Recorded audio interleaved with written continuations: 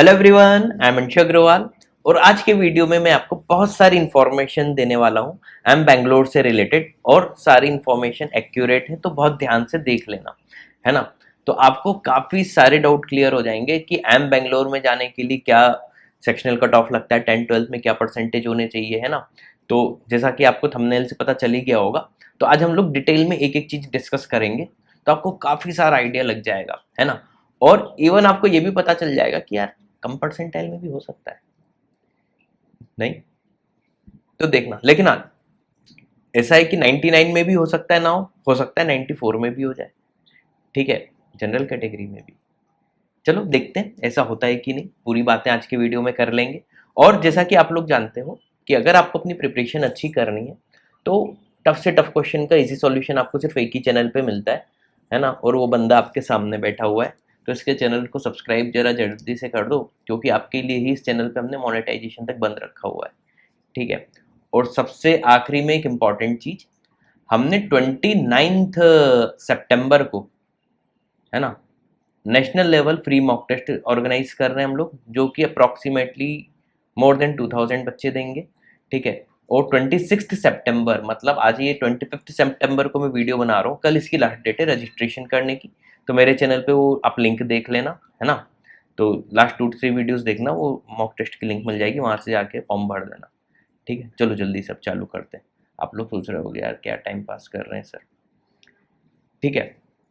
तो सबसे पहले हम बात करते हैं कि नंबर ऑफ कैंडिडेट्स जो हैं जिन्होंने अप्लाई किया था पीजीपी और पीजी पीबीए के लिए। अब नॉर्मली देखो, जब फॉर्म भरते हैं तो सभी लोग अप्लाई कर देते हैं, है ना। कुछ लोग होते हैं जो एकदम सिलेक्टिव होते हैं, तो इस डेटा का कोई इतना कोई खास मतलब नहीं था। तो मोटा मोटा देखा जाए तो पीजीपी के लिए 2,63,000 अप्रॉक्स, और पीजीपी बीए के लिए बिजनेस एनालिटिक्स होगा तो 19,000, 2,19,000, ठीक है। इस पे ध्यान ना दो, ये है मेन चीज। अब जो चालू हुई, जिनको वेट पीआई के लिए शॉर्टलिस्ट किया, तो देखो पीजीपी प्रोग्राम के लिए टोटल 1780, देखो मोर देन 2,50,000 शॉर्टलिस्ट कितने कर रहे हैं, फिर सिर्फ 1700, 1800 मान लो राउंड ऑफ में, और इधर 1400 राउंड ऑफ में, है ना, 1350, है ना, पीजीपी बीए के लिए। मतलब अब आपको समझ में आ गया होगा कि कैट के रिटर्न एग्जाम का क्या अहमियत है, ठीक है। तो ये जनरल के उसमें 707, ये पूरा डाटा आप चाहो तो स्क्रीनशॉट ले लेना, सब लोग अपनी अपनी कैटेगरी के हिसाब से पूरे डाटा देख लेना, ठीक है। मैं टोटल पे कंसंट्रेट करूंगा, ठीक है। अब जितनों को एडमिशन मिला, है ना, तो देखो ऐसा नहीं है कि ये अभी इस साल तो क्या हुआ था, 1-2 कॉलेज थे, और इस बार लाइक मैं, जैसे आपको पता होगा कि आईपी मैट की भी क्लास लेता हूँ, तो आईपी मैट जो जम्मू होता है, इस बार जनरल कैटेगरी में सारे के सारी फीमेल सिलेक्ट हुई थी, मेल हो ही नहीं था, ठीक है। तो हो रहा है एडवांटेज फीमेल्स को भी, अच्छी बात है, लेकिन आप देखोगे तो बहुत ज़्यादा अब इतना डिफरेंस नहीं है, ठीक है।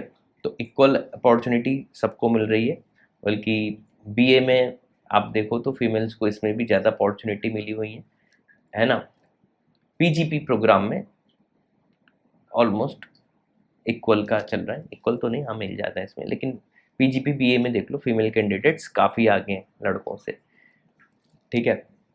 तो टोटल जो फाइनल एडमिशन ऑफर हुआ था 507 इसमें और 70 इसमें, ठीक है। वैसे आई एम बैंगलोर क्लेम करता 535 उनकी ऑफिशियल वेबसाइट पे, 535 550 से, I am little bit confused. But ये आप डाटा देख लो कि जनरल कैटेगरी में कितनी फीमेल मेल हुए थे पीजीपी में, है ना, और पीजीपी बीए में, देन एनसीओबीसी में, देन ईडब्ल्यूएस में, then SC, then ST category में, ठीक। अब आते हैं मेन आपका ये जो डेटा है, minimum average and maximum CAT score, है ना, और इसमें भी सेक्शनल। तो मिनिमम बात करें तो परसेंटेज जो ईडब्ल्यूएस कैटेगरी का था, इसमें मैं कैटेगरी वाइज आपको बता देता हूँ, है ना। वीआरसी में 70, अपन थोड़ा हायर पे चलेंगे तो 72 मान लो, डीआईएलआर में भी 72 और क्यूए में 71 मान लो, ओवरऑल 82 आपको चाहिए रहेगा ईडब्ल्यूएस कैटेगरी में, ठीक है। देन जनरल कैटेगरी में आप ऑन एन एवरेज 81 तीनों सेक्शन में मान लो, देन 94 ओवरऑल मान लो, है ना। देखो 91 पे शॉर्टलिस्ट हुए हैं बच्चे जनरल कैटेगरी के, मैंने कहा ना। लेकिन हाँ, सेक्शनल फिर आपका तीनों में 81 होना चाहिए। देन अभी और भी आएगा 10-12, सब पे बात करेंगे। एनसीओबीसी में आप राउंड ऑफ करके अपन 70 1 या 72 मान लो, और 82 ओवरऑल। देन एससी कैटेगरी में आप 62 मान लो, तीनों सेक्शन में। अपन तीनों का एक हायर एंड वाला वैल्यू समझ के चलते हैं कि इतने तो मिनिमम लाना ही है, ठीक है। देन 71 आप एससी कैटेगरी में ओवरऑल मान लो। देन एसटी कैटेगरी में आप 57 परसेंटाइल मान लो मोटा मोटा, और ओवरऑल 67 परसेंटाइल, तो आपको शॉर्टलिस्ट कर लिए जाओगे वैट पीआई के लिए, ठीक है। ये फर्स्ट था पीजीपी के लिए, ठीक है। और अच्छा, ये दोनों के लिए है। देन हम मैक्सिमम बात करें तो ईडब्ल्यूएस कैटेगरी के लिए अपने वही 100 परसेंटाइल ही मान लो। मैक्सिमम में तो देखो हर कैटेगरी का बच्चा 99.8 इतना लाया ही है, मतलब मैक्सिमम को हम चार्ट क्यों ही देखें। एवरेज का भी कोई, ये तो डाटा ज़्यादा निकालने की बात होती है, फिर वो सब बता देंगे कि ऑन एन एवरेज, लेकिन हाँ ठीक है देख लो। ईडब्ल्यूएस में वीएआरसी और डीआईएलआर में आप 94 मान लो, और ओवरऑल 98 मान लो। जनरल कैटेगरी में 98 सेक्शनल भी मान लो, मैक्स एवरेज है ना। अब सोचो एवरेज ही यहाँ पे जनरल था 81 82, और इधर ये मिनिमम जो था, और मैक्सिमम में तो देखो आप सीधे 97 98 और 99.32 एवरेज ओवरऑल जनरल कैटेगरी के लिए, ठीक है। देन एनसीओबीसी का 93 और 97। देन एससी कैटेगरी में सेक्शनल आप 87 89 मान लो इवन, क्योंकि वीआरसी में बढ़ गया, और 94 टोटल मान लो। और एसटी कैटेगरी में आप 84 अप्रॉक्स मान लो, 90 मान लो, ठीक है।